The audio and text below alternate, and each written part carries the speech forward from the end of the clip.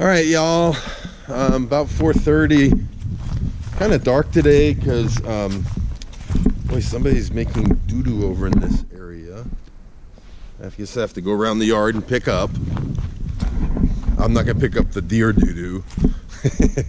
There's way more deer doo-doo than Ole's doo-doo.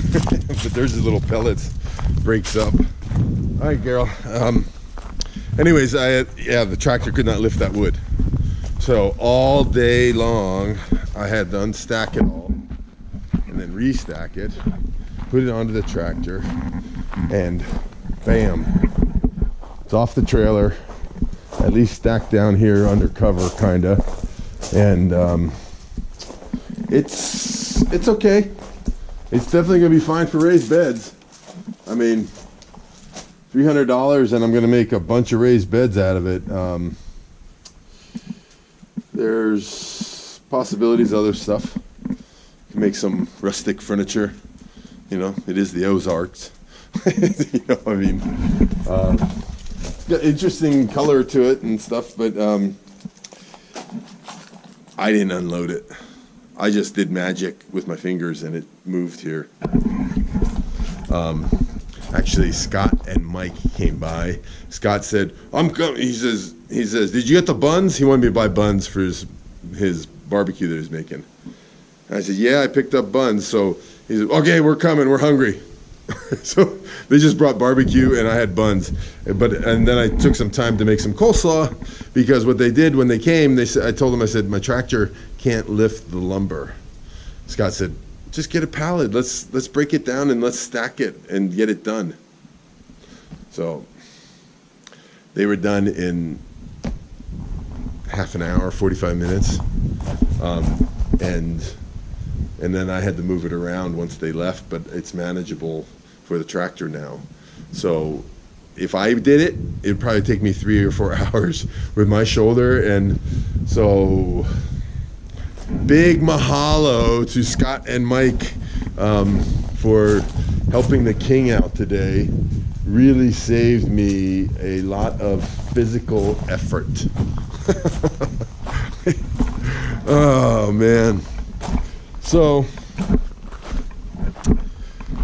all good for the king, because all I was doing, running around getting pallets and stack it up and then move it down, put some straps on. Now the last bundle that was on there got a little hairy. We should have probably just offloaded it by hand, but I wanted to use my lifting straps, and so anyways, we got it off.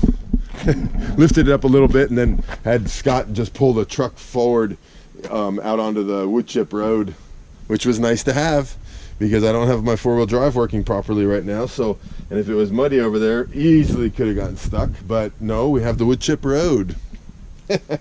Right, Ole? Why don't you say goodbye to everybody, huh? She's been a good girl today. She did get stepped on by Scott, and she was limping and whimpering, and it made him feel really bad because he really loves Haole. He really loves Haole. He felt very bad when he stepped on your paw, and then he kind of jumped to get away from stepping on her, and he stepped on her again in the same 2 times in the same step. But she does this. So she loves to be near people, so she comes and lays down right by your foot, and she'll do it and step, like you step backwards. That's what happened to him. There, she's sitting right, I'm talking to you guys, and she sits right in front of my foot. She's gonna have to learn, like the big tall well guy, Mr. Bulky Wells. Well, she ain't gonna do that too much once you step on her. So she has been stepped on. All right, man, everything's getting kind of cleaned up. The greenhouse, get that fairing strips done. I can get the ladders out of the pasture, start making this look like a garden plot, start planting some chipmon. Well, we got our garlic is doing very well, I'll tell you. Everywhere I see garlic. Now that was rabbit manure in there and leaves. Thank you to Michael and Debbie. And I'm hitting the leaf thing this week. I'm going to bring a bunch of leaves from the yard over here. Gonna get that manure all spread. You're gonna get this stuff tilled up. We're gonna get beds ready to rock and roll. Y'all, I guess it's good to have neighbors and good to have friends, because I would have just offloaded that, you know it, right? I would have just done it by myself, and it would have been, those are long, heavy, wet boards, so it wouldn't have been the best thing for my shoulder. I would have done it, and I would have done it safely, but it would have taken some time, because you can overextend yourself with weight like that. So, boy, thank you so much, you guys. My neighbors from down the hill. He says, this is my neighbor. He lives like 15 miles away from me. He calls me a neighbor. That's how you know it's kind of remote. There's not a whole lot of homes between me and Scott's house. I mean, there are, but it's not like tons and tons of them, you know. So it's kind of funny when he calls me his neighbor when we're up in Stover. The guy goes, well, where do you live?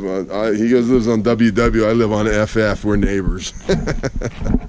All right, guys. I'm going to go enjoy some of his barbecue and have an early dinner. Love y'all.